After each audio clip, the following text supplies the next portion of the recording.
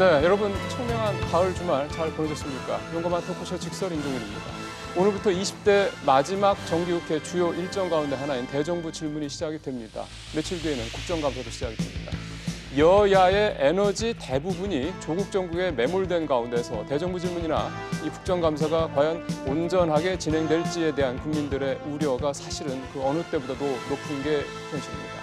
오늘 직설은 대정부 질문 가운데서 경제 분야에 좀 집중을 해보겠습니다. 어떤 민생 법안들이 좀 계류되어 있는지, 어떤 내용들이 논의가 돼야 될 것인지, 또 반드시 논의돼야 될 쟁점들은 무엇인지 일단 정리를 해보겠습니다. 그리고 그 해당 관련된 법안들을 좀 연계를 해서 현재 우리 경제의 상황, 또 원인 분석 살펴보고요. 가능하면 오늘 전문가들이 갖고 계시는 아이디어, 즉 솔루션까지 한번 들어보는 시간까지 가져보도록 하겠습니다. 샵 3698 여러분들 유료 문자 또 계속해서 받도록 하겠습니다. 오늘 시간이 빡빡해서 좀 빨리 진행하도록 하겠습니다. 오늘 모신 세 분 먼저 소개해드립니다. 현대경제연구원 최영호 고문 나오셨습니다. 어서 오십시오. 제 왼쪽으로 YCTV 이창호 대표 나오셨습니다. 어서 오십시오, 대표님. 마지막으로 오랜만에 정철진 경제평론가 또 모셨습니다. 어서 오십시오, 평론가님. 예, 바로 질문으로 들어가도록 하겠습니다. 일단은 대정부 질문 경제 분야에서 주로 논의될 내용들부터 좀 세 분께서는 좀 뭐를 생각하시면 뭐 굉장히 많습니다. 지금 계류된 법안들도 많고요. 그다음에 포인트들도 많고요. 그래서 그거부터 먼저 살펴보고 하나하나 좀 세부적으로 들어가는 식으로 좀 진행을 해보겠습니다. 최 고문님께서는 어떤 요즘에 법안들 일단 야당에서 이제 민부론을 끌집어 나왔기 때문에 네. 이제 이거를 입법화시키는 과정에 대한 이제 법률적인 얘기들이 많이 나올 거고요. 지금 현재 여당에서는 238개의 쟁점 법안을 이번에 민생 법안이죠. 그거를 통과시키겠다는 이 계획을 갖고 있고요. 야당에서는 서비스 발전법, 그다음에 재정 건전화법 등을 해서 29개의 지금 쟁점법이 가고 있는데요. 결국은 이제 소득 주도 성장의 성과에 대해서 그렇죠. 그것을 근간으로 해서 토론이 일어날 거고요. 현재 이제 앞으로의 다가올 미래의 그런 불확실성들 이런 것들을 어떻게 선제적으로 대응할 것이냐가 굉장히 중요한 사항인데 잘 아시겠지만 내년도 선거가 있기 때문에 그렇죠. 어떤 논의적으로 건드리고만 갈 수 있는 부분들이 또 많고 특히 이제 조국 지금 사태가 있기 때문에 그래서 얘기들은 나오는데 이렇게 걷어들일 수 있는 부분들은 굉장히 적지 않겠느냐 그렇게 보여집니다. 예. 여당만 238개 민생 법안이 지금 통과시켰다는 생각을 하고 있다고 말씀하셨는데 어쨌든 상당히 좀 뭔가 의욕이 있는 거는 분명한 것 같긴 합니다. 역시 내년 총선을 앞두고 있는 여러 가지 그런 것도 좀 가만히 돼 있겠지만요. 우리 이 대표께서는 어떤 것들이 좀 중요하다고 보세요? 예, 지금 죄송합니다. 지금 국회에 계류된 법안이 이제 15,000개가 넘는데요. 예. 국회가 해야 될 일이 아주 많습니다. 그런데 지금 보면은 이제 조국 정국 때문에 지금 표류되는 경향이 있고요. 지금 아까 얘기하셨지만 238개 쟁점 법안이 있는데 이제 이 법안들도 지금 얼마나 지금 논의가 될지 사실 예상하기가 힘든 상황입니다. 왜냐하면 내년 선거가 있기 때문에 지금 시민단체나 또는 직역단체에서 반대하는 법안들이 많고요. 그래서 지금 꼭 필요한 법안들, 그러니까 꼭 논의가 필요한 법안들, 의료법 개정안이나 빅데이터 3법이나 이런 중요한 글쎄요. 법안들이 예. 제대로 논의가 되겠느냐 하는 이제 회의가 좀 있습니다. 지금 가령 예를 들어서 참여연대 같은 경우는 이제 반대 3법을 만들어서 지금 반대를 하고 있는데요. 네. 뭐냐면 데이터 3법, 빅데이터 경제 3법 빅데이터 관련된 경제 거죠? 3법 그리고 예. 이제 탄력 근로 확대를 이제 규정하고 있는 이제 근로기준법 그다음에 개정안. 예. 그렇죠. 개정안 그다음에 최저임금 차등 적용을 내용으로 하는 이제 최저임금법 개정안 이런 법안들이 이제 공공연하게 이제 반대를 하고 있고요. 경실련도 마찬가지입니다. 그 폐기 대상 법안들을 벤처 육성 특별법 개정안이나 신용정보법 개정안 이런 것들을 지금 제기를 하고 있는 상태여서 국회가 지금 이제 해야 될 일이 많은데요. 과연 어느 정도나 지금 국민들한테 흡족한 이제 논의가 이루어질지는 좀 미지수인 상황이라고 할 수 있겠습니다. 대표님 말 맞다나 20대 국회가 법안을 올려서 처리한 게 30%밖에 안 된다고 보네요. 예, 그렇죠. 그러니까 15,000개나 쌓여 있는 거고요. 최악인 상황입니다. 지금. 본회의도 지난 19대 국회에 비해서는 15% 가까이 덜 열었다 그러니까 뭐 열었어도 통과된 게 별로 없으니 사실은 열었게 많은 거지 뭐 별로 실속은 없었던 본회의였다라고 볼 수 있는 거고. 알겠습니다. 그만큼 한 일이 없다 이거죠. 그게 우리 이제 예. 탄핵 정부하고도 좀 관련이 있다고 저는 이제 얘기를 들었습니다. 알겠습니다. 정치가 실종된 상태란. 예, 우리 정평론가님. 상당히 힘들 것 같습니다. 민주당 법안 중에서도 예. 글쎄요 몇 개나 이번에 통과될 수 있을지 좀 걱정이기는 한데요. 핵심이었던 근로기준법 같은 경우에는 지금 너무나 첨예하지 않습니까? 탄력 근로제 뭐 담겨 있기 때문에 이것도 건드리지 못할 것 같고 서비스산업발전기본법 이거 뭐 몇십 년 끌어왔는데 당연히 그만큼 이번에도 이런 갈등 국면에서는 통과되기 힘들 것 같고요. 서비스업 발전 기본법에서 네. 좀 이게 왜 이렇게 쟁점인지 그렇죠. 의료 운영 뭐 다시 또 가야 되겠죠. 핵심 부분들이 있기 때문에 그 뭡니까 그 원격 의료 뭐 이런 거 다 원격 포함이 된 예, 거죠. 예, 그래서 아예 이건 건드리지 못할 것 같고 빅데이터 경제 3법이 실은 한번 많이 다루기도 했었고요. 지난번 이건 대통령이 한번 언급한 예. 거 아닙니까? 하고 여당도 그동안에 좀 입장을 바꿔서 어느 정도 좀 전향적으로 바뀌는 거거든요. 핵심 내용은 이제 개인정보보호법, 그러니까요. 또 신용정보보호법, 정보통신망법. 우리가 지금 핀테크를 비롯해서 이 데이터 산업이 완전히 지금 경쟁력을 잃어버렸거든요. 그게 뭐 물론 이 정보를 공개하는 것이 그러니까 프라이버시가 우선이 아니라 앞으로 논란은 있지만 일단 워낙 우리가 뒤쳐져 있어서 이걸 이번에 빅데이터 3법을 뭐 통과되느냐라는 기대감이 높았는데 현재 조국 정국 또 여기에 또 시민단체들도 반대 의견 많이 나와서 아마 이것도 힘들 것 같고 그나마 좀 제가 될 수 있는 게 가맹사업법 정도 이건 이제 여야가 프랜차이즈 관련 소상공인 보호법 이것도 소상공인 이슈가 굉장히 중요했기 때문에 아마 이 정도 선에서 마무리가 되지 않을까 조심스럽게 좀 안타까운 전망을 해봅니다. 그러면 지금 전체 세 분 말씀을 쭉 라운드업을 해보니 비교적 아까 우리 이제 이창호 대표님 말씀하신 대로 그 뭐 시민단체라든가 좀 이쪽에서 굉장히 반대하는 그런 법들이 사실은 굉장히 지금 맞물려 있는 첨예하게 맞물려 있는 것들이군요. 그렇죠. 예. 제가 개인적인 말씀입니다만 지난주 목요일 날 짐 로저스라고 아시죠? 알죠. 예, 네. 천재적인 그 투자자하고 예. 하루 종일 같이 있었어요. 그러면서 이런 얘기들을 했습니다. 한국 경제 이렇게 하는 데 대해서 좀 조언을 해달라고 그랬더니 뭐래요? 첫 마디가 그거예요. 자기는 투자할 때 딱 하나만 판단을 한답니다.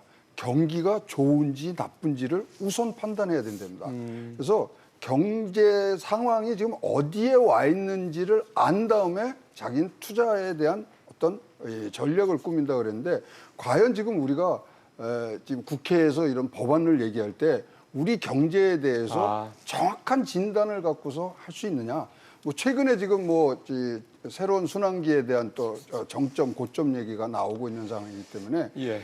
이 부분이 좀 클리어하게 정확히 나오면은 그다음에 지금 나온 법들 있잖아요. 이거 뭐 뺄 거 빼고 넣을 거 넣고 해서 지금 여당이 해야 될 일은 경제가 이렇습니다. 그렇기 때문에 이렇게 해야 됩니다. 하는 소통을 강화해 주셔야지 네. 결국은 뭐 그냥 이 상태로 가면은 또 쟁점밖에 안 되는 거예요. 알겠습니다. 이 얘기는 저희가 좀 이따가 좀 깊게 사실 들어갈 부분이기 때문에 이 정도 얘기 좀만 듣고 어차피 성장률 얘기를 저희가 또 끄집어낼 수밖에 없는 상황이기 때문에 말씀을 좀 듣도록 하겠습니다. 역시 이제 아무래도 본격적으로 대정부 질문에 들어가게 되면 당연히 야당은 이제 문재인 정부의 소득주도 성장 정책을 비판을 할 거고요. 그 비판하는 이제 디테일한 부분에 있어서 이제 여러 가지 최저임금 문제라든가 뭐 자영업 문제라든가 저소득층 관련된 고소득층 간의 임금 격차 문제, 그다음에 뭐 소득 격차 문제 등등등 이런 문제들을 끄집어낼 거라고 봅니다. 특히 이제 역시 가장 큰 아마 공격 대상은 일자리 문제가 아닐까 생각도 좀 들고요. 그래서 문재인 정부의 소득주도 성장 정책의 대표적인 그 정책들이 여러분들 잘 아시겠지만 일자리를 늘리겠다 일자리 정책, 그 다음에 임금 늘리는 정책, 뭐 이런 정도이기 때문에 이런 내용들 뭐 워낙 뭐 여러 가지가 있습니다. 그 중에서 대표적인 거 한두 가지를 가지고 저희가 세 분이 어떻게 좀 현황을 판단하고 계신지 여쭤보고 들어가 보겠습니다. 첫 번째로 일자리 정책 얘기부터 좀 해보죠. 이창호 대표님은 지금 일자리 문제가 지난 8월 고용 동향에서 새로운 일자리가 45만 개가 넘게 나오면서 뭐 마치 굉장히 고용 상황이 좋아진 것처럼 해석들이 나오고 있어서요. 예. 좀 평가를 해봐야 될 것 같습니다. 이제 일자리가 일시적으로 좀 좋아진 면은 있죠. 그러나 이것이 이제 소득주도 성장의 이제 열매냐 하는 문제는 조금 다른 문제라고 보고요. 이게 이제 대부분 이제 그 노인 일자리나 단기 일자리 늘어난 게 많기 때문에 예.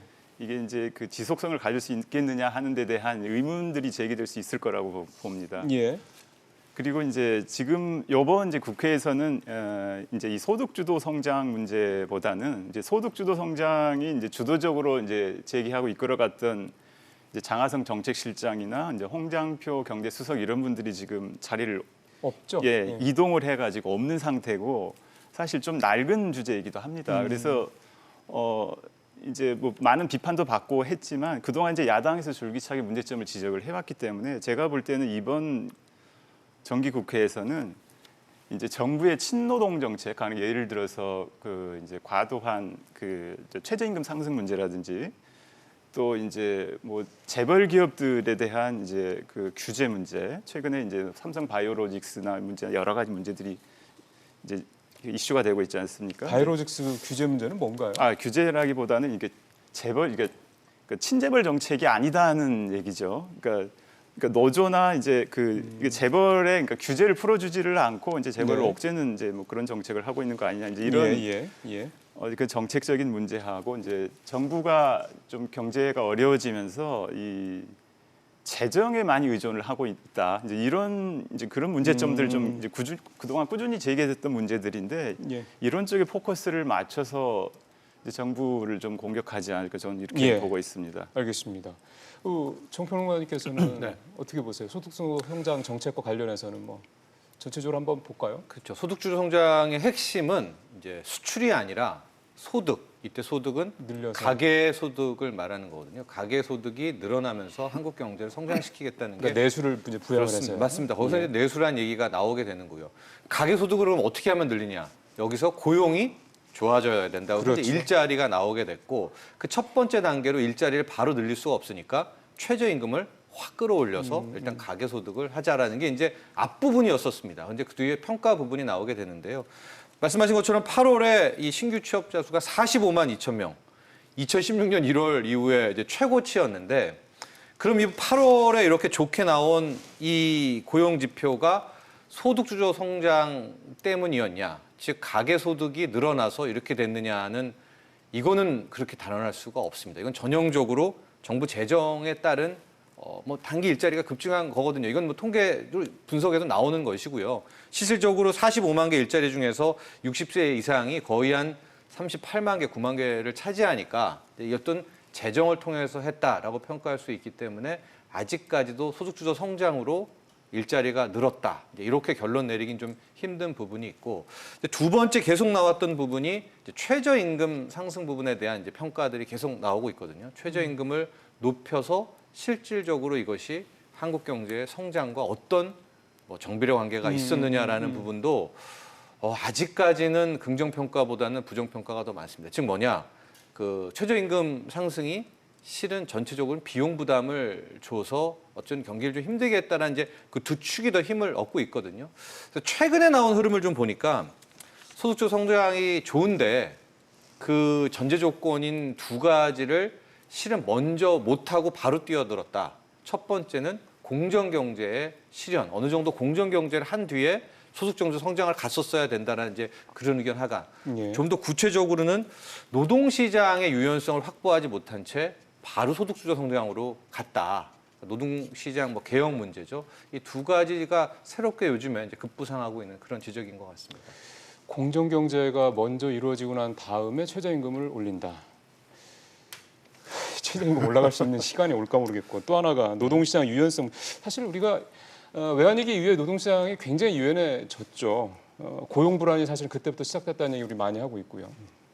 노동시장 유연성 문제는 사실은 사회 안전망이 너무나 미흡한 문제 때가 근본적인 이게 개선이 안 되면 사실 어려운 거 아니겠습니까? 그렇죠. 그럼 이제 노동시장 개혁하면 바로 또 사회 안전망이 네, 나오게 그러니까. 되고요. 그러면은 그 논의를 뭐래도 좀 결정 짓고 빠르게 뭐 최저임금 상승을 통한 소득주도 성장을 가야 되는데 앞부분에 대한 논의가 실은 전무했다. 공정경제 예. 부분도 공정거래위원회는 타임테이블을 한 3년, 5년을 잡고 있는데 소득주도 성장은 최저임금 상승이라는 걸 통해 바로 들어갔기 때문에 너무나 좀 빨리 진입했다는 이제 그런 지적이 지금 나오고 있는 거죠. 최저임금이 2년 동안 30% 가까이 올랐고 내년에는 사실상 뭐 거의 뭐 제자리에 붙어 있는 수준 정도밖에 안 올랐죠. 그러다 보니까 사실상 이제 3년 동안 30% 정도 올랐다라고 보통 얘기를 하시더라고요.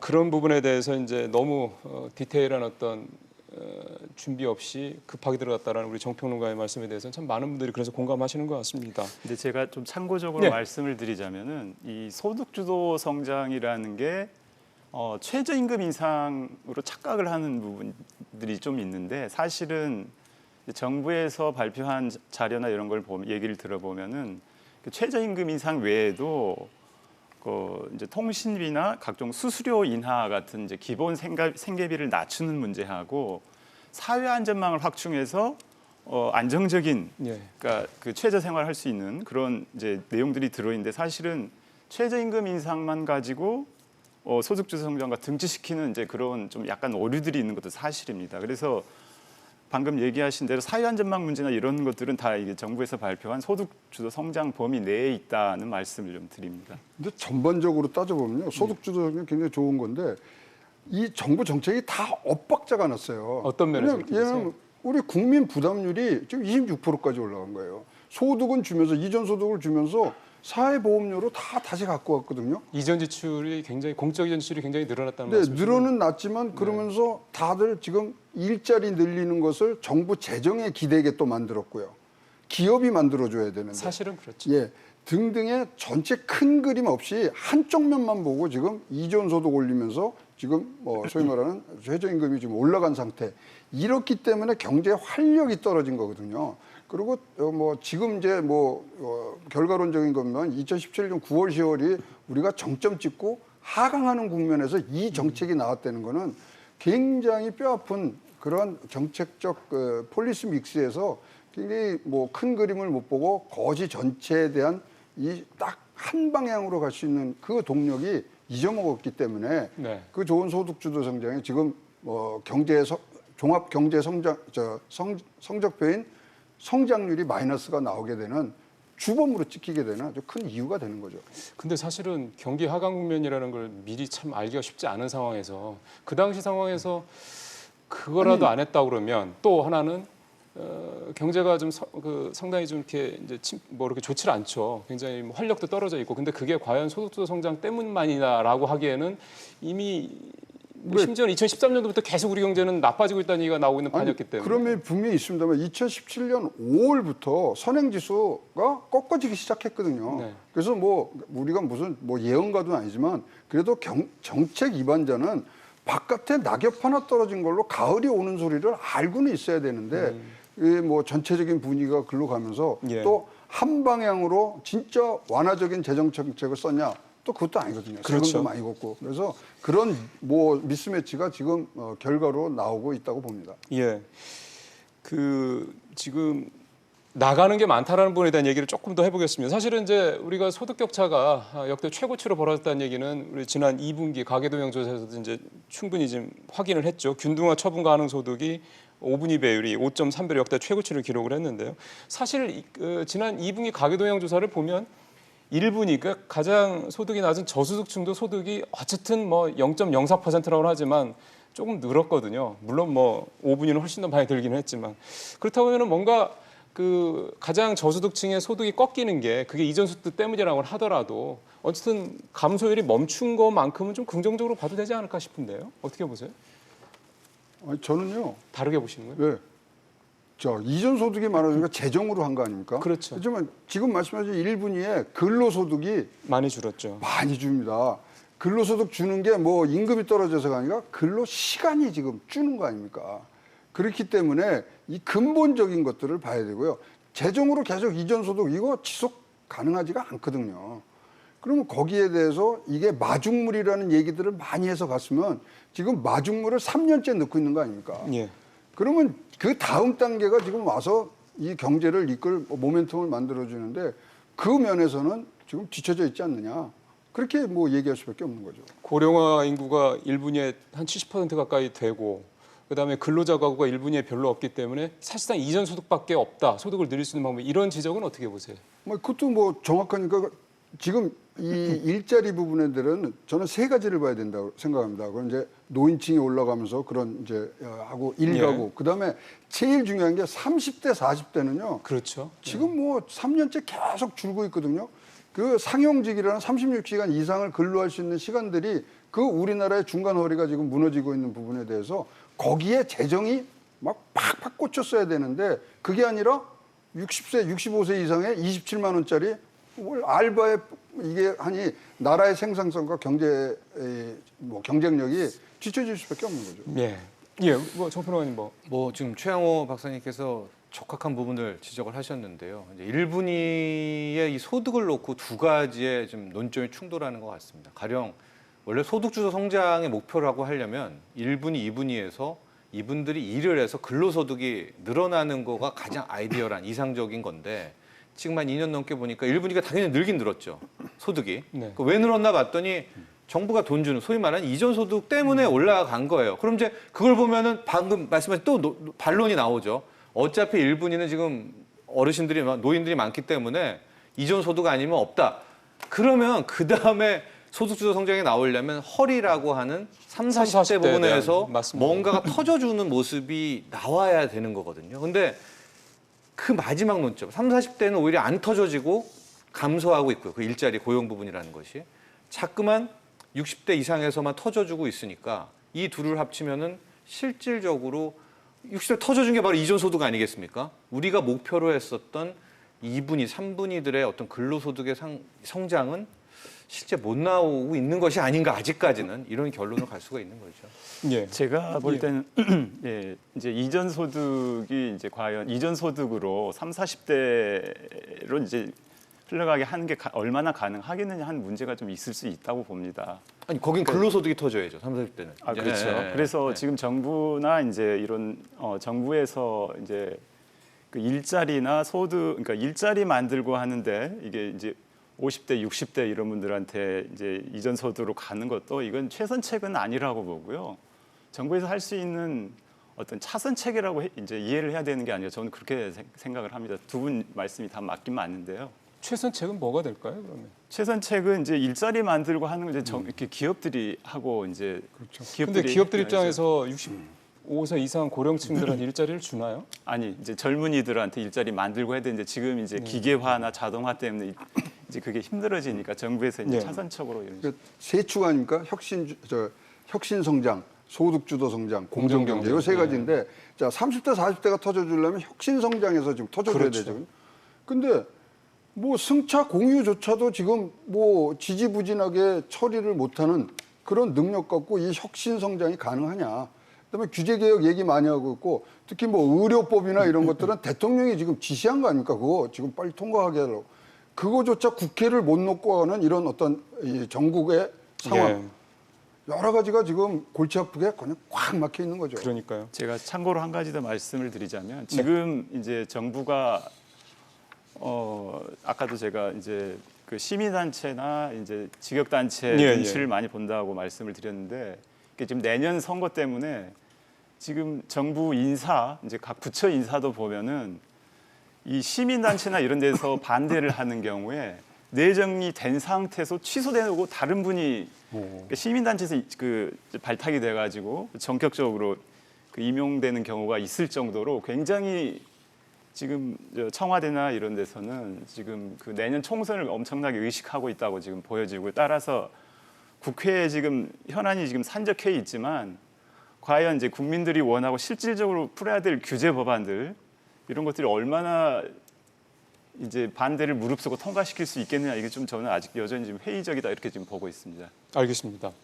전체적으로 소득주도 성장 정책에 대해서는 세 분 다 아직까지는 뚜렷하게 어떤 정책의 효과가 있다라고 평가할 만한 그런 데이터도 그렇고 뭔가 그런 어떤 모습들이 눈에 띄게 보이지는 않는다라는 데 좀 공감들을 공통적인 생각들을 하고 계셨고요. 결국 이제 이렇게 뭔가 성장을 하겠다라는 정책, 그러니까 문재인 정부의 최대 가장 핵심적인 경제 정책이 실제 효과가 안 나타나고 있다. 이 얘기는 이제 성장률 쪽, 우리의 이제 향후 전망, 현재 상황과도 좀 연결을 해서 안 볼 수가 없습니다. 이주열 한국은행 총재가 27일 날 기자단 워크숍을 가졌는데 그 자리에서 올해 성장률 2.2% 어렵다라고 언급을 했습니다. 뭐 성장률 올해 2%대 못 지킬 것이다라는 얘기도 사실 그동안 많이 나왔기 때문에 이주열 총재 얘기를 중심으로 해서 성장률 얘기를 좀 해보도록 하겠습니다. 최 고문님, 현대경제 지금 최고님 계신 현대경제연구원에서 얼마 전에 그 잠재 성장률 얘기를 했거든요. 2025년 이후에는 잠재 성장률이 지금 한 2.5% 정도인데 1%로 떨어질 것이다. 이주일 총재 성장률 전망치 올해 좀 어렵다라는 이런 부분들 전체적으로 비슷하게 좀 그렇죠. 봐야 되는 거죠. 그러니까 소비, 수출, 투자 이 부분인데요. 뭐 수출 같은 거 아시면 벌써 지금 9월 달에 20일까지 해서 21% 떨어지는 부분이 있죠. 예. 그다음에 앞으로 소비가 좀 올라줘야 되는데 죄송합니다. 예.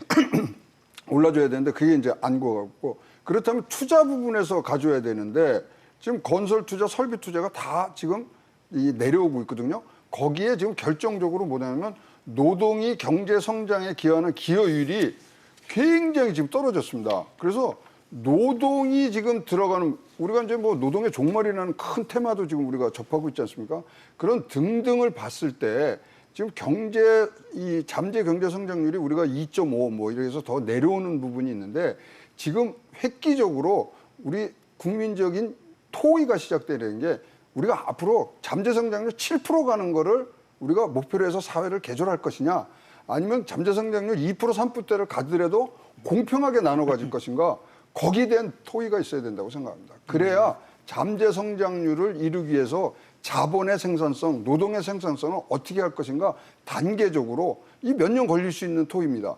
그런 것들이 지금 선행이 돼야지 뭐 하나하나만 보고서 하는 그런 이 시간이 아니고 변곡점에 서 있다고 봅니다. 그러니까 현대경제원에게도 이대로 가면이라는 전제죠. 그렇죠. 이대로 가면 잠재 성장률이 1%가 떨어질 수밖에 없다 이런 얘기인데 어떻게 보세요? 저 성장률 관련해서. 저는 뭐 대외적인 부분 봐야 될 것 같아요. 이제 우리 얼마 전 경기 정점 나왔었고 그거를 알았냐 몰랐냐 정점을 찍었는데 왜 정치가 이렇게 썼냐 얘기는 했지만 제가 이제 정부에 좀 변을 하자면 실은 도널드 트럼프 대통령의 미중 무역 협상이 이제 2018년에 터지고 나서부터 이제 이게 상황이 완전히 급변하게 된 거거든요. 급변한 게 뭐냐? 그렇죠. 수출입니다. 네. 그러니까 한국 경제가 큰 틀에서 수출로 내수로 이제 넘어가려는 그런 작업을 할 때 대전제는 수출이 최소한도 즉 기본은 해줄 거라는 이제 그런 걸 전제를 깔고 이 방향을 틀었는데 예. 이게 설상가상이라고 2018년에 미중 무역 분쟁이 터지게 되면서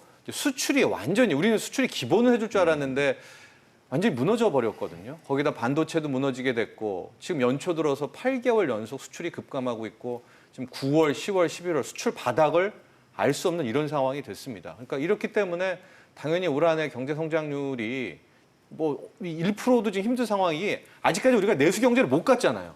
못 갔는데 기본도 해주지 못하는 수출까지 겹치게 되면서 글쎄요, 뭐 이주열 하는 총재의 성장률 하향 조정은 어떻게 보면 뭐 어쩔 수 없는 결과고 결과적으로 대외적 요인으로 미중 무역 전쟁이 글쎄요. 이게 풀리지 않은 이상은 내년도 뭐 질질 끌려갈 수밖에 없는 그런 국면이 될 것 같습니다. 예, 그 제이노믹스, 그러니까 문재인 대통령의 경제 정책을 그러니까 소득주 선화 정책이죠. 쉽게 생각하면 그걸 이제 설계했다고 이제 잘 알려진 김광두 국가 미래연구원장도 내년에 1% 성장을 할 것이다라고 또 얘기를 해서 결국 이제 전반적인 흐름에 공감을 하는 얘기를 했거든요. 이 대표님께서는 어떻게 보셨어요?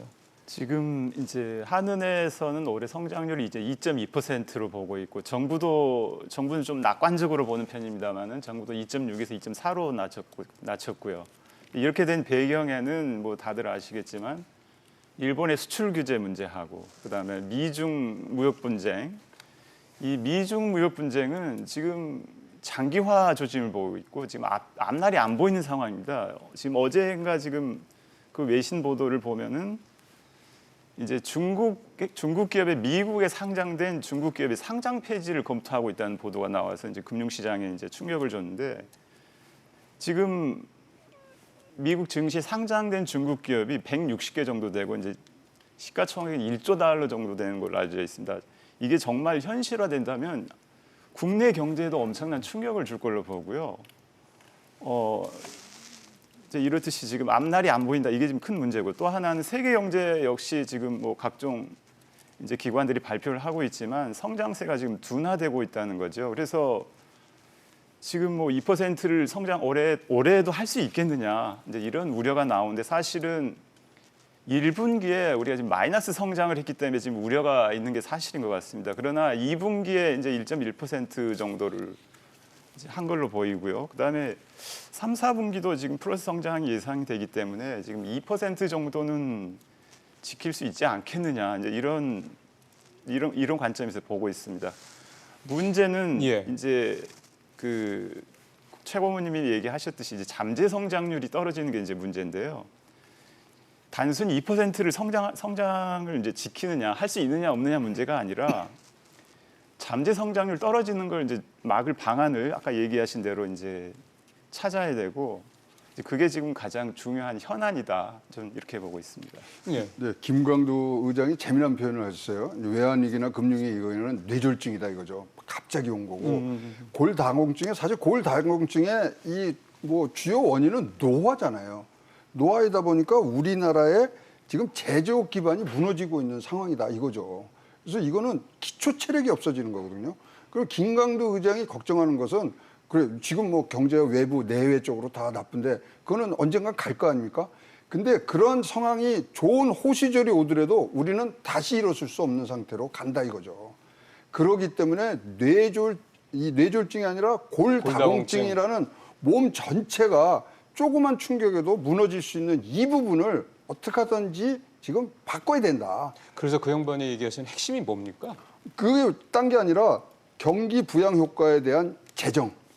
이거 굉장히 좋은데 그것을 진짜로 국가의 생산성과 경제력에 있는 데다가 써야 된다. 복지 차원에 쓰면 안 된다. 이제는 아주 핀셋으로 또박또박 써야지 이제 우리가 골수가 차갖고 우리가 튼튼해진다 이거죠. 예.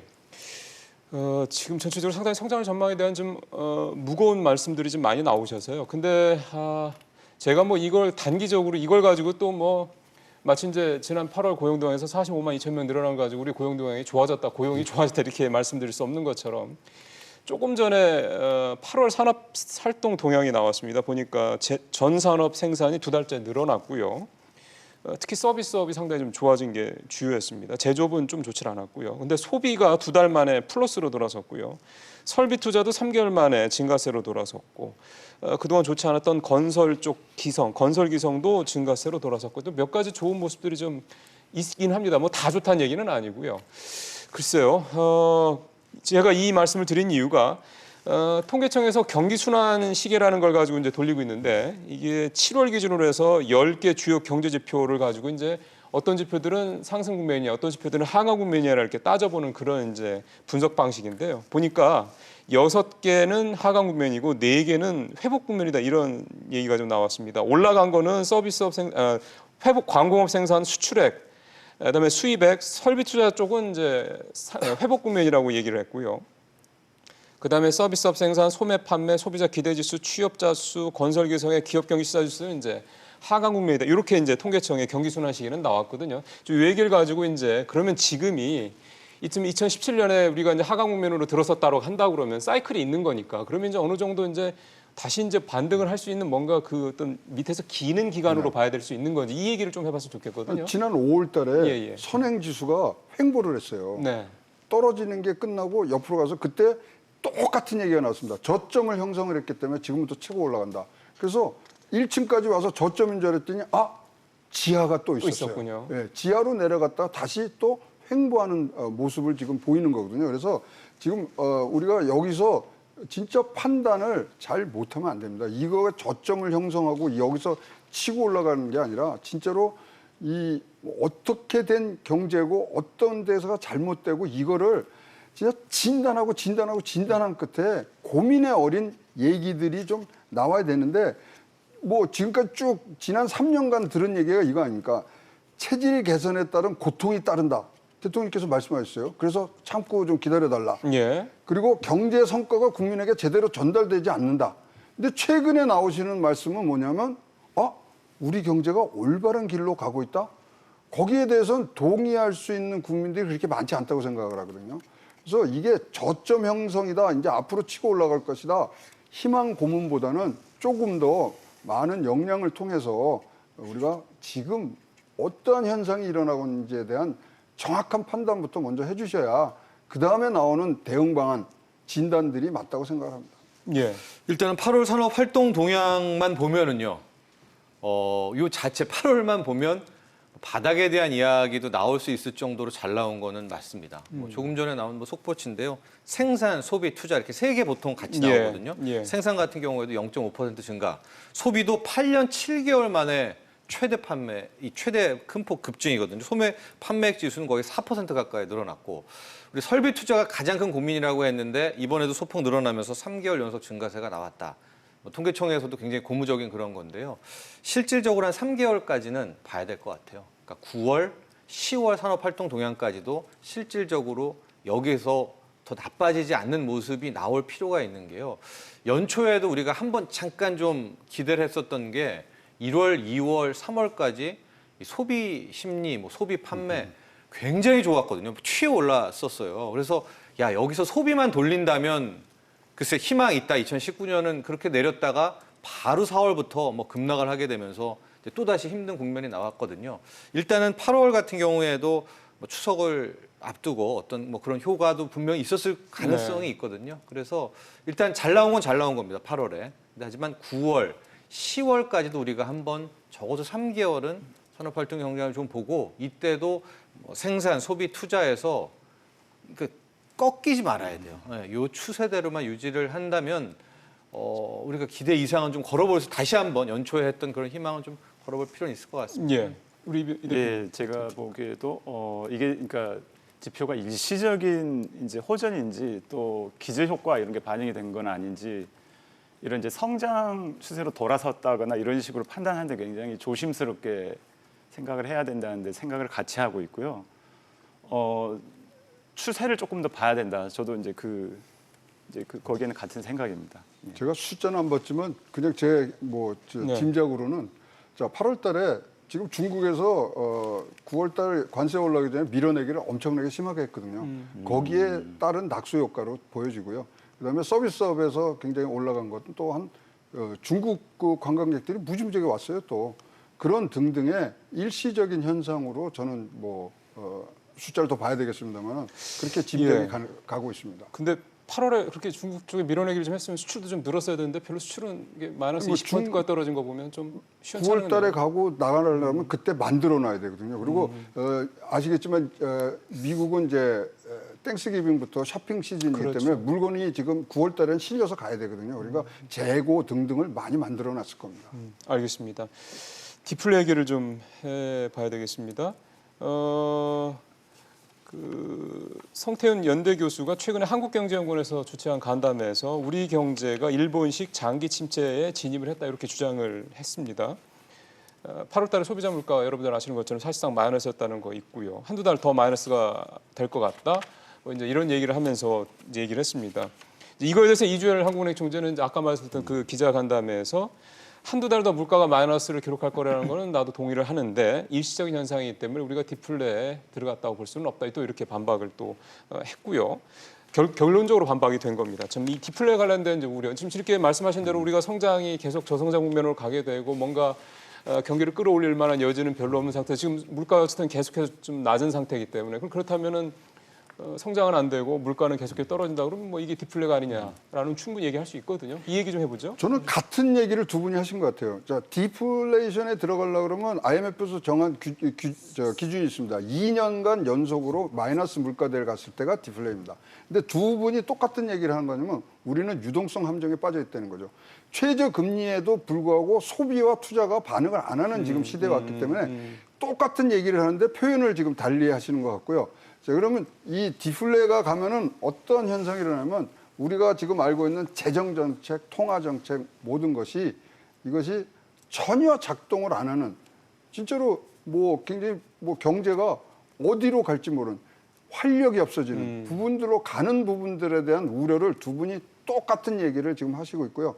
유동성 함정에 지금 빠져들기 직전이라는 그런 뉘앙스로 저는 해석을 하겠습니다. 예, 디플레 얘기 좀 우리 세 분, 나머지 두 분 말씀 들었으면 좋겠습니다. 이주열 한흥 총재도 아직까지 좀 자신감이 있는 것이요. 지금 시중에 돈이 없는 거는 아니죠. 아닙니다. 예, 뭐 단기 유동성 1,100조 원이 넘게 있기 때문에 이것만 한번 터지면 지금 우리가 디플레 하지만 뭐 한순간에 역전될 수 있기 때문에 그리고 또 우리가 지금 국면이 뭐 일본처럼 유동성의 함정에 빠질 국면은 아니다라는 것을 아마 한국은행의 수장으로서 생각하고 있는 이제 그런 모습인 것 같습니다. 게다가 예. 이제 국제유가 같은 경우에도 만에 하나 여기서 진짜 조금만 급등하면 실은 뭐 물가는 금방 딸려 올라가거든요.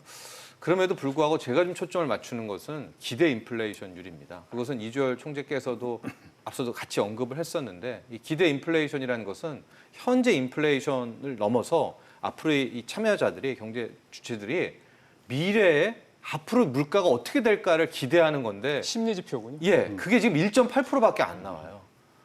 이거는 1.8% 우리가 늘어나는 걸로는 살아갈 수가 없죠. 어느 정도가 돼야 되는 겁니까? 3%대는 나와야 되는 거죠. 뭐 아무래도 2% 이상은 나와야 되는 겁니다. 왜냐하면 기본적으로 우리 화폐 가치 절하 이런 것 때문에 그러니까 이 기대 인플레이션은 뭐냐? 앞으로 물가가 오르기 때문에 임금도 올려달라고 할 수가 있는 거거든요.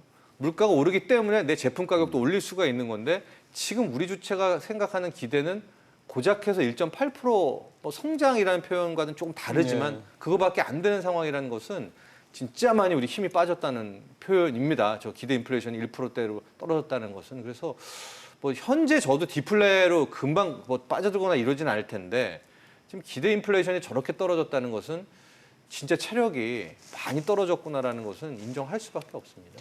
예, 디플레이라면서 우리가 많이 얘기하는 게 활력이 떨어졌다 이 얘기를 많이 하는데요. 사실은 그렇죠. 지금 우리 상황을 보면은 뭔가 소비를 이렇게 막 하고 싶다라는 욕구보다는 돈이 있어도 조금 뭔가 좀 일단은 현재로서는 불안하니까 미래가 좀 갖고 있어야 된다 이런 생각도 많이 하는 게 사실이니까요. 어떻게 보십니까? 예, 이분님? 지금 이제 물가가 아주 낮고 이제 마이너스 물가 이 얘기도 나오는데 작년에 이렇게 굉장히 무더위가 있었지 않습니까? 엄청난 무더위 때문에 작년에 이제 농수축산물 가격이 많이 올랐습니다. 그래서 이제 그 기저 효과로 사실은 이제 물가가 좀 낮은 측면이 있고요.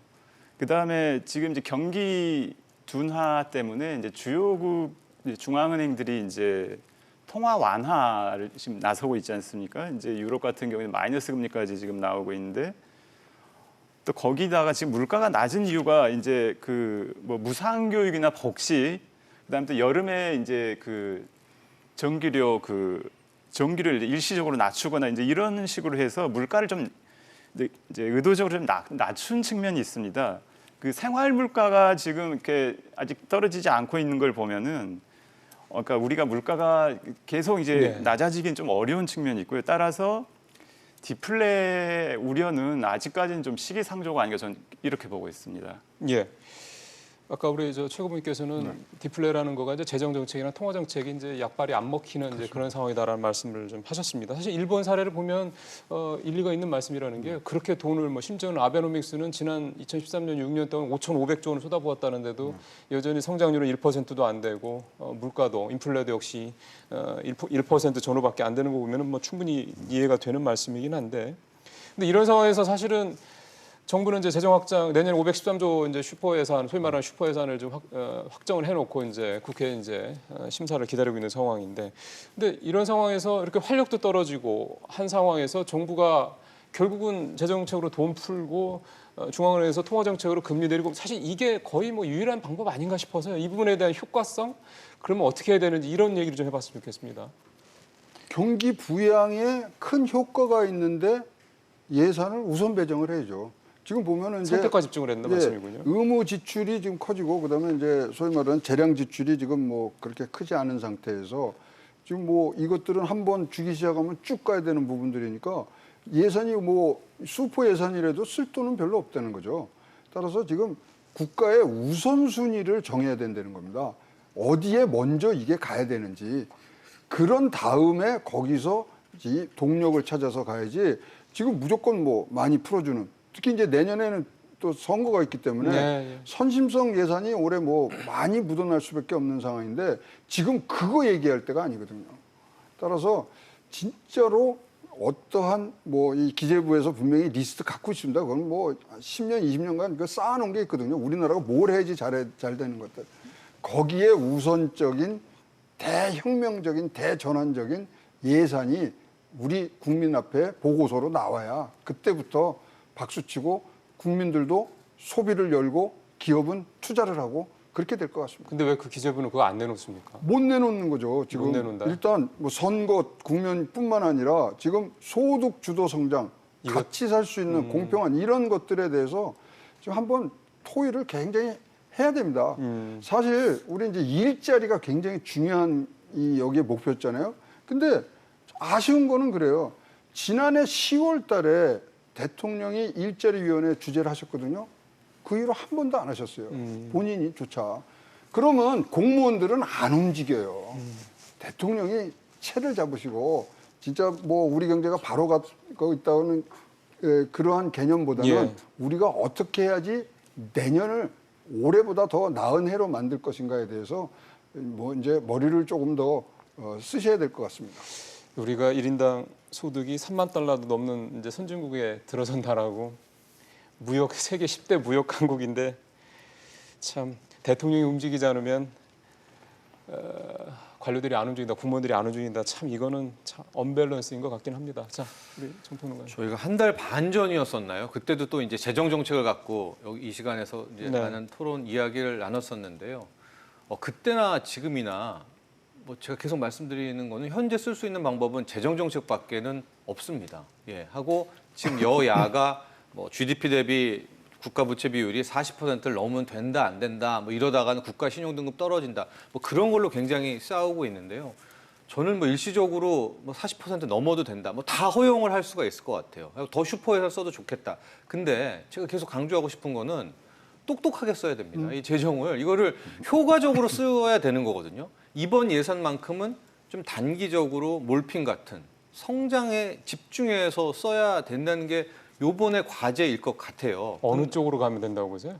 저는 그거는 아까 우리 최영호 고문도 얘기했지만은 정부 공무원들이 정말 잘 알고 있을 것 같아요. 예, 지금 현재 이 520조, 뭐 513조 돼도 이것들의 재정이 실제로 적확하게 쓰이지 못한다면은 그대로 다 썬크 비용, 매몰 비용으로 빠질 수밖에 없습니다. 그래서 저는 지금 야당도 왜 이 제대로 쓰니 못 쓰니는 접근을 하고 뭐 국가 신용 뭐 부채 비율이 40%니 45% 이건 제가 봤을 때 야당 국회의원들도 결국 선심성 예단이 자기들 뭐 지었고 이런 것도 있기 때문에 오히려 좀 수박 겉핥기를 가고 있고요. 지금 우리가 붙어서 싸워야 될 부분은 정말 똑똑한 재정을 쓰고 있는가, 예. 국민 세금을 잘 쓰고 있는가를 가지고 그게 논점과 토론이 돼야 되는데 네. 그걸 못할 것 같으니까 괜히 뭐 재정 정책 써야 되냐 말아야 되냐 이거 굉장히 원론적인 당연히 지금 확정적 예산 가야죠. 그러니까 잘 쓰는 부분에 있어서 우리가 더 좀 압축해서 들어가 봐야 될 것 같습니다.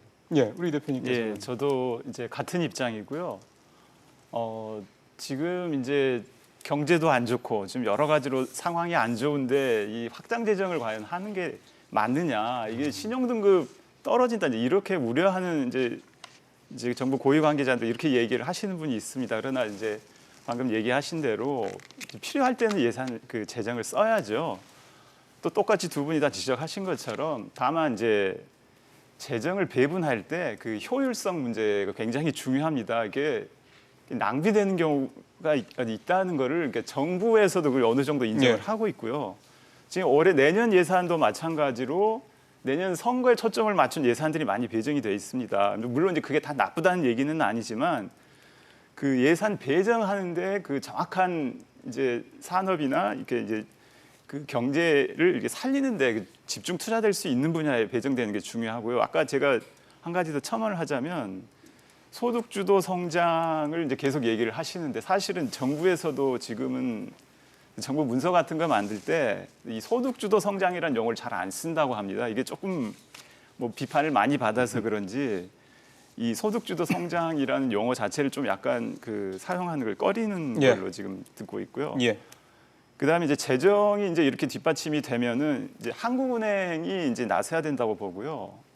한국은행에서는 그동안 이제 금리 인하나 이런 걸 이제 과거 정권에서 계속 이제 금리 인하 이제 정부들이 이제 성장 정책을 위해서 금리 인하를 요구할 때 왜 우리만 나서야 되느냐? 재정을 써야지. 재정을 쓰면 우리도 저 금리 정책을 쓰겠다 이런 식으로 얘기를 해왔습니다. 그래서 지금 이제 금리 정책, 그러니까 금리 인하, 기준금리 인하 문제가 이제 대두될 수 있다고 보고요. 예.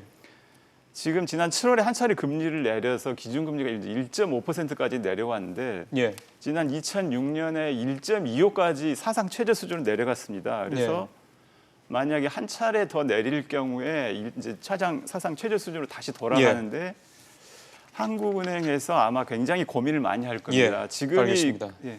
예. 오늘 마지막 질문은 이제 최근에 자유한국당에서 이제 이렇게 이제 경제 상황이 이제 안 좋다고 하니 이렇게 해야 된다라고 소위 말하는 이제 민부론을 이제 내놨습니다. 지금 경제가 되게 안 좋고 뭐 주력 산업 위기에 빠져 있고 고용, 가계, 중산층, 민생, 재정, 지방 재정, 공공기관, 뭐 교육 다 파괴돼 있다 얘기를 하면서요. 원인은 친노조 반 노동 정책, 반 시장 반 기업 정책, 국가 맞는 개입주의 이제 이렇게 원인 분석을 했습니다. 그래서 이제 여러 가지로 경제 활성화, 경쟁력 강화, 자유로운 노동, 지속 가능한 복지 등등의 이제 20대 정책 과제까지 내놨는데요. 한국당에서 이제 그동안에 이제 조국 정부에 매몰되어 있다 이렇게까지 뭔가 경제 어떤 대안을 제시한 건 상당히 좀 긍정적으로 평가를 할 수 있겠습니다만 내용은 좀 짚어봐야 될 것 같다는 지적들도 좀 많이 나오고 있어서요. 이 내용을 중심으로 해서 시간이 많지는 않습니다만 한 1분 반 정도 각각 우리 전문가님들 1분 반 정도 시간 안에 나는 이제 민부로 이렇게 평가하고 이런 식의 대안을 좀 가져갔으면 좋겠다는 한 말씀 했으면 좋겠습니다. 자, 우리 최영부터 하시죠. 네, 뭐 민간과 시장의 경제력을 최대한다는 그런 이 큰 틀 안에서 지금 나왔다고 보고요. 나왔는데 사실 실행 방안이 그렇게 몸에 와닿는 부분들이 조금 부족한 것 같습니다. 예. 그러니까 예를 들면은 이제 뭐 만약에 2022년에 집권을 했다 그러면 2030년까지 8년 남는데 그 사이에 지금 3만 불을 5만 불로 늘린다 그랬거든요. 그러면은 경제 성장률이 6% 이상 나와야 돼요. 예. 그럼 6%를 어떻게 올릴 건가를 국민들에게 내놨어야 되는데 그런 부분이 굉장히 아쉽고요. 예. 하나 잘했다고 보는 부분은 우리가 경제가 어떤 말에서 나오면 경제 재민에서 나오는데 이거 해석이 두 가지입니다. 세상을 다스려서 백성을 풍요롭게 할 거냐 아니면 백성을 풍요롭게 하기 위해서 세상을 다스릴 거냐 뭐 미묘한 차이지만 굉장히 다릅니다. 근데 이 부분은 분명히 자유한국당 것은 세상을 다스리기보다는 백성을 풍요롭게 해서 세상을 다스린다는 면에서 조명을 했기 때문에 그 면에 대해서는 큰 박수를 보냅니다. 예. 우리 정평을 먼저 하시겠어요? 네.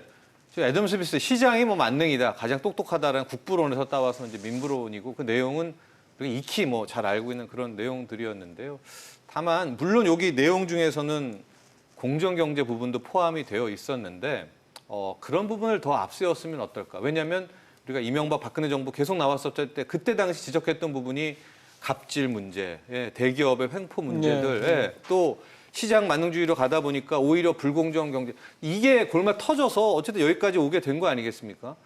그 부분에 대한 것들이 담겨 있습니다만 뭐 실행 방안이라든가 이런 게 거의 묻혀 있더라고요. 그래서 그런 어떤 스스로에 대한 자기 반성, 자기 개혁이 먼저 나오고 그 다음에 알고 봤더니 작은 정부가 좋고 시장이 만능이다라는 걸 이런 패턴으로 갔으면 하는 어땠을까라는 아쉬움이 있었습니다. 예. 마지막으로 이 대표님. 민부론이라는 게 이제 국부경제에서 민부경제로 바꾼다는 거잖아요. 이제 2030년까지 1인당 국민소득 5만 달러, 가구당 연간 소득은 이제 1억 원을 달성하겠다. 중산층 비율을 70%를 달성하겠다고 하는데 디테일이 지금 제가 보기에는 없는 걸로 알고 있어요. 그래서 크게 이슈화되지 못하고 지금 국내 언론에서도 이렇게 크게 다루지를 않는 걸로 알고 있습니다. 따라서 저는 이게 구호성이 아닌가 좀 약간 그런 생각이 들고요. 과거 이명박 정부 때 그 747 정책과 뭐 크게 다를 바 없는 게 아니냐죠. 이렇게 보고 있습니다. 나중에 디테일이 나오거나 하면은 다시 한번 살펴봐야 될 것 같습니다. 예. 예, 한국당 민부론까지 말씀을 좀 쭉 들어봤습니다. 좀 이제 어떻게 보면 이제 문재인 정부가 이제 반환점을 도운 상황이기 때문에 내년에 또 총선도 있고 또 이제 대선도 이제 그만큼 가까워온 거고요. 이렇게 논의되고 있는 여러 가지 어떤 우리 경제에 대한 어려운 상황들 이런 식으로 그대로 가면 뭐 1% 성장은 불가피하다는 여러 전문가들의 어떤 그런 의견들 그 이유들도 뭐 충분히 다 알고 있을 거고요. 잘 감안을 해서 결국 지금 이 과도기적 상황에서 이제 우리 경제가 그야말로 이제 혁신을 끄집어내서 성장률을 아니 6% 가면 좋죠. 6%를 갈 수 있는 그런 경제 구조를 이제 만들어야 될 어쩌면 지금 시기가 바로 그 시기이기 때문에 그런 부분들을 이제 얼마 남지 않은 시간 동안 얼마나 끄집어낼 수 있을지도 좀 지켜보고 저희도 계속 프로그램을 통해서 이런 걸 좀 계속 해 봅시다라고 대안을 제시하는 그런 내용들을 좀 앞으로도 말씀드리도록 하겠습니다. 오늘 우리 최영호 고문님, 이창호 대표님, 정철재 평론가와 함께 현재 전반적인 경제 상황들까지 두루 살펴봤습니다. 오늘 말씀 잘 들었습니다. 고맙습니다.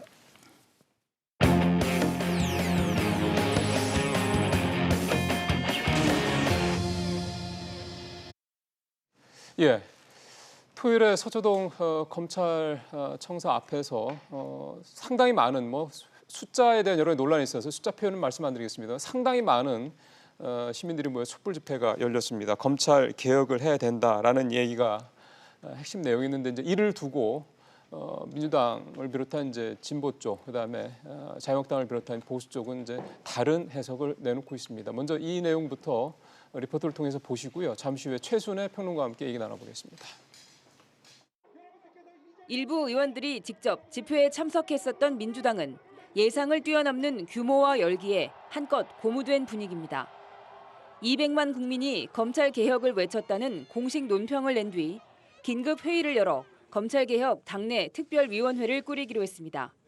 150만 명, 200만 명 가깝다고 얘기를 하는데 그분들이 저렇게 일치된 목소리로 검찰 개혁을 주장하는 부분에 대해서 우리 민주당도 저 정도인지까지는 몰랐다. 청와대 관계자도 검찰 개혁이 계속 이뤄지지 않으면 집회가 커질 것이라며 정부도 검찰도 변화된 모습을 보일 수밖에 없을 것 같다고 말했습니다. 반면 보수야당은 정권 지지층의 새 과시일 뿐이라고 평가절하했습니다. 인원도 터무니없이 부풀려졌다며 경찰의 시위대 인원 추산법으로 계산하면 5만 명에 불과하다고 주장했습니다. 100만 내지 200만 시위 인원은 현지를 모르는 무지에 따른 너무 과장된 검찰의 성찰을 요구한 문재인 대통령 발언이 국민 분열을 조장했다는 비판도 나왔습니다. 대통령이 국민 분열에 기름을 부은 셈이 되었습니다. 마치 민심을 대변하고 있는 것처럼 호도하지는 말기 바랍니다. 검찰 개혁 드라이브를 걸려는 여당과 조국 파면 공세에 이어가려는 야당은 이번 주 대정부 질문과 국정감사에서도 극한 대치를 이어갈 전망입니다. 예, 최순애 평론가 나오셨습니다. 어서 오십시오. 일단은 이 얘기부터 좀 여쭤봐야 되겠네요. 토요일 날 촛불 집회. 네. 일단 현재까지 나온 상황은 예상은 한 10만, 많아야 10만 정도다라고 예상을 했는데 하여간 훨씬 그보다는 많다라는 게 일단 객관적으로도 그 정도는 되는 것 같은데 어떻게 보셨습니까? 일단 많은 인파가 모이긴 했어요. 근데 이제 그것이 자연스럽게 모여진 게 우연은 아니고 지난주 금요일 날 대통령께서 그 절제된 검찰권 행사를 강조하셨잖아요. 네. 그러니까 이제 그 말씀이 이제 기폭제가 된 거라고 봐야죠. 그리고 이제 그날 또 금요일 날 이낙연 총리는 또 대정부 질문에서 또 검찰 수사를 되게 이제 비난하는 듯한 멘트를 하셨거든요. 사실관계와 다른 여성 두 분이 있는데 다수의 수사관들이 들어가서 음식을 시켜 먹고 막 이렇게 이런 표현을 하셨어요. 근데 그건 사실관계가 다르잖아요. 그리고 또 이제 금요일 날 또 조국 장관도 수사하는 검사랑 통화한 것이 일륜이었다라고 이제 그 전날 네, 대동부 얘기했죠? 질문하고 예. 다른 기조로 또 당당하게 또 이렇게 답변을 다시 하고 이래서 정부 여당이 이제 이 기조를 좀 바꿔야 되겠다. 이런 이제 계획을 세우고 아마 이제 그거를 지지자들의 결집을 통하는 걸로 과시를 해야 되겠다. 라고 이제 이렇게 봐야 될 것 같습니다. 그러다 보니 일정 정도 예. 동원이 있었을 거고 지방에서도 버스로 많이 올라왔다고 그러시잖아요. 그러니까 그런 거 보면 이제 지지자들 플러스 지지 세력들의 동원 이렇게 봐야 될 것 같습니다. 그러면 이제 결국은 동원된 사람들이다 이렇게 보시는 거군요. 그 소위 말해서 이거를 그러니까 이를테면 국민들의 이를테면 지난 탄핵 정국 때 어떤 그런 촛불 집회와는 성격이 좀 다르다고 봐야 된다는 말씀이시군요. 100% 자발적 참여라기보다는 일단 문재인 대통령을 변함없이 지지하는 세력들이 분명히 있을 거고 그것이 향후에 지금 최근에 이제 여론조사로 드러나는 이제 문재인 대통령의 고정 지지층이 좀 있잖아요. 한 30에서 35%. 그분들이 이제 일단 등장한 거다. 오프라인에서 이제 세를 과시한 거다, 세 결집을 한 거다, 이제 이렇게 봐야 되겠죠. 예. 그러면은 한국당도 비슷한 얘기를 하더군요. 네. 홍위병을 동원해서 검찰 개혁을 압박하는 조치다 얘기를 하면서 10월 3일 날 맞불 집회를 예고했는데 그러면 쉽게 생각하면 이제 10월 3일 날 비슷한 정도의 인원이 모인다고 그러면 그야말로 이제 큰 문제가 없겠고 일테면 이제 뭐 이게 국민의 소리다라고 이제 딱 얘기하기에는 이 어제 주말에 서초동 집회가 동원된 집회라고 볼 수가 있겠군요. 그러니까 대표한다고 보기에는 무리죠. 왜냐하면 여론조사 추이로 계속 조국 장관을 반대하는 그 비율이 50% 이상 높았잖아요. 그리고 지금 어제 토요일 날의 집회는 명분은 검찰 개혁이지만 조국 장관을 지지하는 세력, 찬성하는 세력이라고 할 수 있어요. 내재된 의미는. 그러니까 검찰 개혁, 그러니까 조국 장관을 장관으로서 문제가 있다, 반대한다라고 하는 분들이 꼭 검찰 개혁을 반대하는 건 아니잖아요. 검찰 개혁은 해야 된다고 보지만 그렇지만 지금 현재 조국 장관은 좀 문제가 있다 이렇게 볼 수 있는 분들이 많이 있거든요. 그것이 저는 그 이제 지지율에 좀 그러니까 여론조사에 많이 나타난다고 봐요. 그것이 50% 이상 꾸준히 드러난 거라고 보고.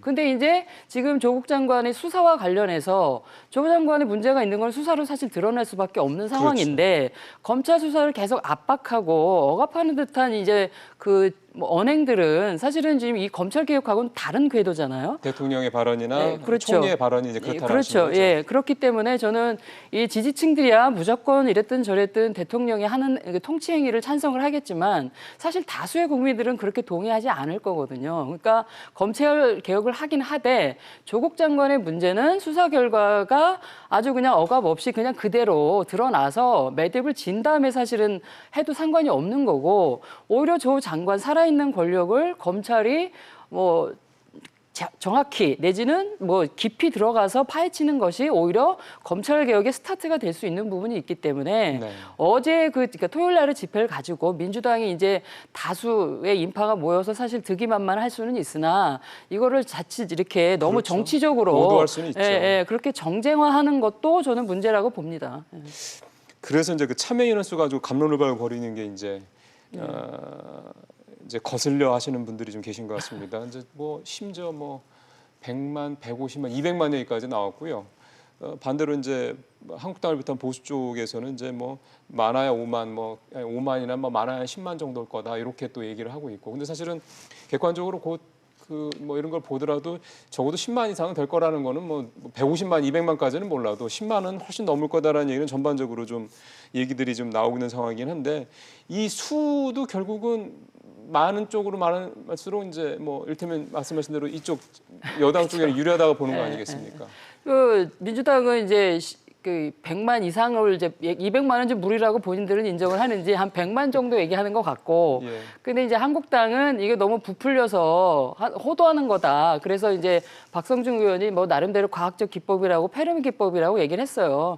그걸 기준으로 단일 면적당 그래서 총 그날 모인 거는 한 5만 정도 되고 그 반대편 그 예술의 전당 쪽으로 그 축제가 있었거든요. 서초구청장 그 서리풀 축제 뭐 있다고 서초구에서 그러더라고요. 매년 10월에 하는 그러니까 그 축제 때문에 7만이 보태져 가지고 많아야 한 10만에서 한 15만 정도 이렇게 왔을 거다. 이렇게 얘기를 하는 거예요. 그래서 숫자는 사실은 저렇게 숫자에 불과한 숫자는 큰 의미가 없지 않나 하는 생각이 듭니다. 그러니까 결국 다들 아전인수격으로 이렇게 이제 크게 아마 결국 이제 저 얘기는 역설적으로 얘기하면 여당도 그렇고 야당도 그렇고 진보 쪽도 그렇고 보수 쪽도 그렇고 저렇게 또 심지어 이제 말씀하신 대로 대통령이나 뭐이 그런 얘기를 했다 손 치더라도 어쨌든 생각했던 것보다는 훨씬 더 많은 사람이 모여들었다는 사실 자체는 분명히 네.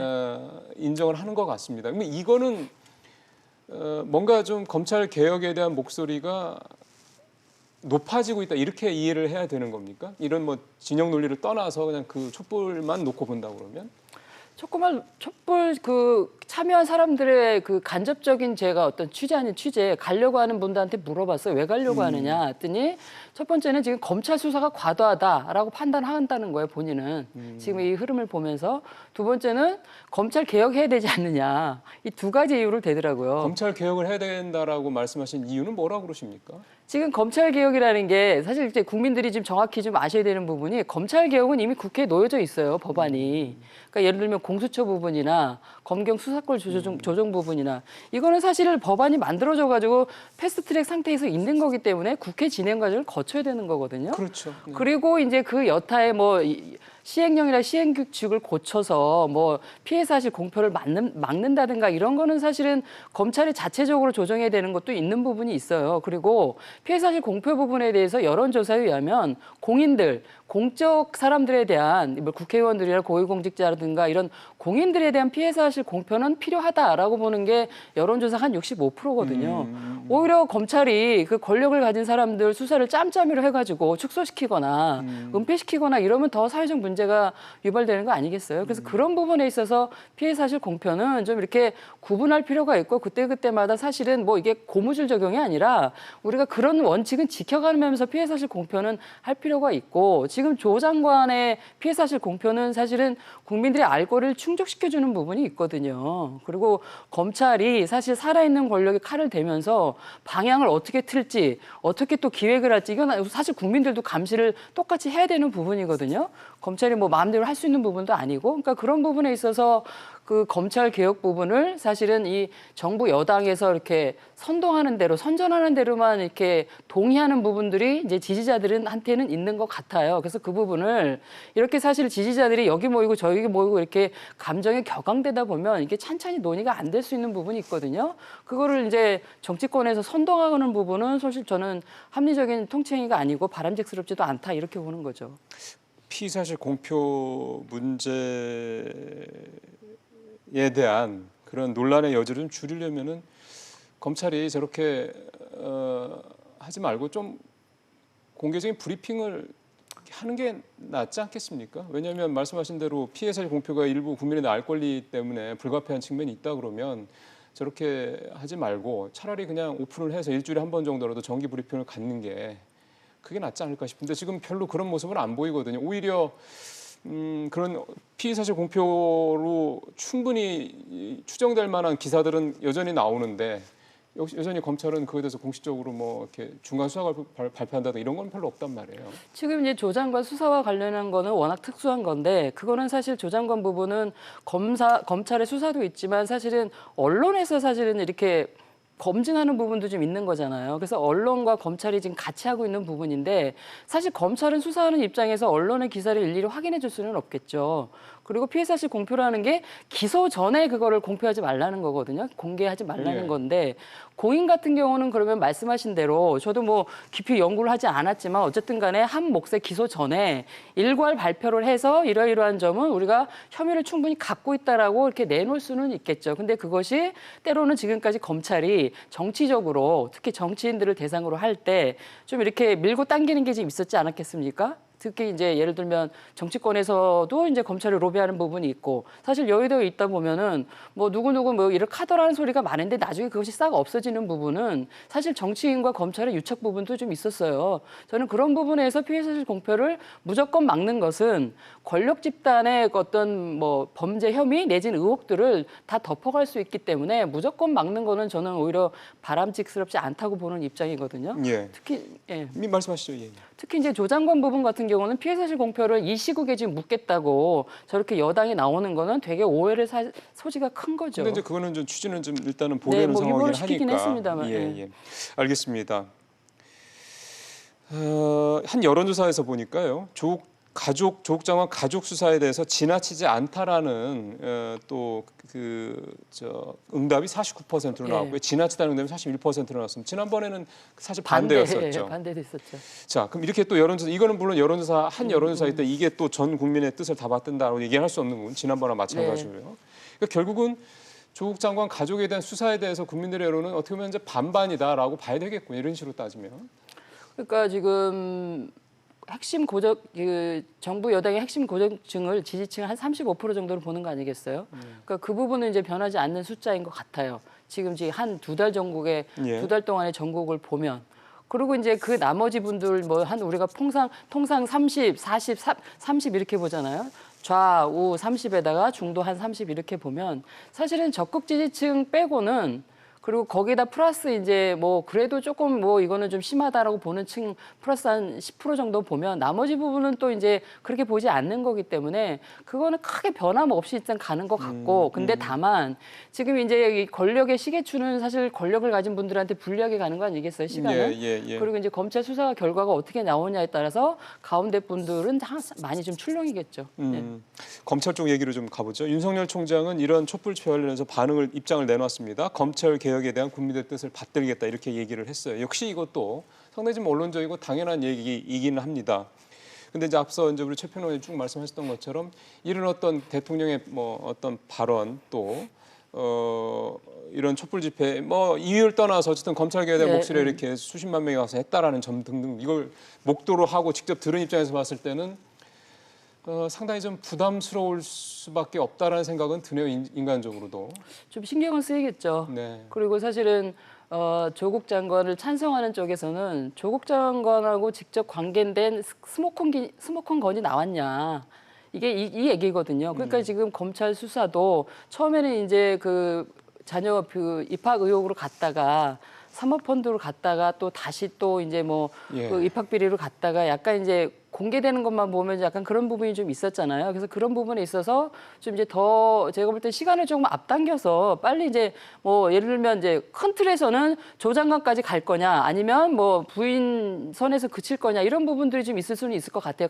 그 큰 틀은. 그런데 지금 상황에서는 무조건 조 장관까지 안 가면은 안 되는 상황 아닙니까? 예, 대통령이 그래서 이미 그렇게 어떻게 보면은 뭐 직접적인 게 있느냐 없느냐를 가이드라인을 뭐 이렇게 제시한 상황이기 때문에 더. 그러니까 대통령이 제시한 그 위법적 상황을 밝혀내지 못하면 가면 또 안 되는 부분이 있는 거고 그거를 밝혀낼 거를 확실히 끄집어내야 되고 그렇다 보면 지난번 월요일처럼 그 자택 압수수색도 해야 되는데 또 중요한 거는 핸드폰 압수수색했다는 얘기는 아직 안 들리고 있다는 말이에요. 그래서 이 검찰이 뭐 꼭 뭐 조정하는 건 아니겠지만 어쨌든지 간에 확실하게 뭐 정경심 교수를 뭐 구속하든지 조 장관의 어떤 결정적인 거를 뭐 단서를 확보하든지 이렇게 해서 뭔가 지금 수사를 어쨌든 종결하는 방향으로 속도를 낼 필요는 있을 것 같고 그런 차원에서 아마 윤 총장은 그런 원론적인 얘기를 하지 않았을까 싶어요. 수사는 변함이 없다. 뭐 방향이 틀지도 않는다. 은폐하지도 않겠다. 뭐 이런 거. 사실 여기서 뭔가 읽혀질 수 있는 멘트가 나오면 조직도 흔들릴 수 있고 자칫하면 뭐 그렇죠. 상당히 지금까지 해왔던 이런 흐름이 깨질 수 있긴 하니까요. 그래서 정경심 교수 이번 주에 뭐 소환될 것 같다는 얘기들이 오늘 아침에 조간을 보니까 많이 나오더군요. 가능성이 그만큼 높아졌다고 봐야 되겠군요. 조카 조범동 씨의 구속 만기일이 3일이라고 그래요. 그러니까 10월 3일 며칠 안 남았네요. 그러니까 이제 그 전에 정 교수를 소환해야 되는데 문제는 날짜를 발표 안 한다는 거잖아요. 그러니까 그 전에 3일 내내 아마 언론들이 그 1층 로비에서 대기하고 있다가 어차피 거기를 통과할 수밖에 없으니까 그렇게 해서 아마 정 교수의 그 소환 모습을 아마 우리는 보게 되지 않을까 싶네요. 네, 그거 사실 공개적으로 하지 않고 그러면 또 이제 뭐 이런 얘기가 또 나올 것 같아서 차라리 그냥 그동안에 남들이 하던 것처럼 하는 게 오히려 이런저런 구설수에서 좀 벗어나지 않을까 그런 생각도 좀 해보게 됩니다. 자, 오늘 조국 장관 관련된 얘기까지 촛불 집회 얘기를 중심으로 해가지고 얘기를 좀 나눠봤습니다. 평론가님 말씀 잘 들었습니다. 고맙습니다. 예, 주말에 있었던 서초동 촛불 집회 참가자 수를 두고 뭐 100만 명, 5만 명 등등등 숫자 논란 벌어지고 있다는 말씀 드렸습니다. 왜 예상보다 훨씬 많은 국민들이 촛불 집회에 나섰느냐에 대한 근본적인 물음보다는 우리 당의 유리안에 불리안에 이를테면 표 계산만 하는 모습으로 보입니다. 진중권 교수의 말처럼 국민들을 바보로 하는 이른바 중우 정치의 다름 아니라고 생각이 됩니다. 국민들은 진보냐 보수냐를 떠나서 나와 내 가족이 살기 좋은 세상이 되기를 원하는데 정치권은 여전히 편가르기 노름에 빠져 있다고 보여집니다. 20대 국회가 역대 최악이었다는 오명에서 벗어날 시간이 이제 몇 달 안 남았습니다. 민생을 챙길 마지막 기회 놓치지 않길 바라겠습니다. 직설 마치겠습니다.